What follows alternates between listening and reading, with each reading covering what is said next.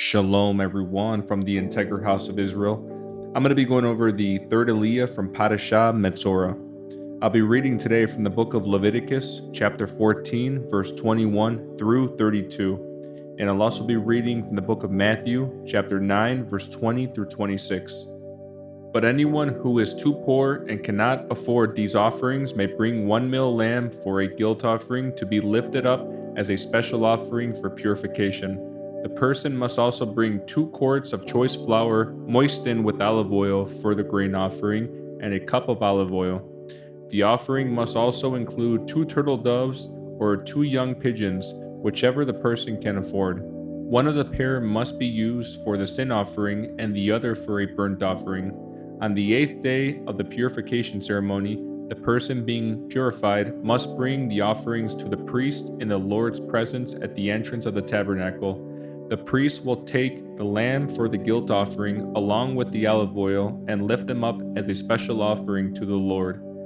Then the priest will slaughter the lamb for the guilt offering. He will take some of its blood and apply it to the lobe of the right ear, the thumb of the right hand, and the big toe of the right foot of the person being purified. The priest will also pour some of the olive oil into the palm of his own left hand. He will dip his right finger into the oil in his palm and sprinkle some of it 7 times before the Lord. The priest will then apply some of the oil in his palm over the blood for the guilt offering that is on the lobe of the right ear, the thumb of the right hand, and the big toe of the right foot of the person being purified. The priest will apply the oil remaining in his hand to the head of the person being purified.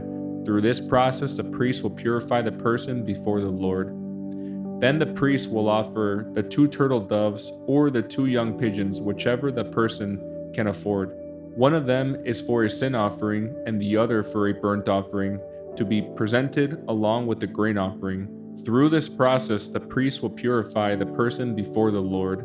These are the instructions for purification for those who have recovered from a serious skin disease but who cannot afford to bring the offerings normally required for the ceremony of purification.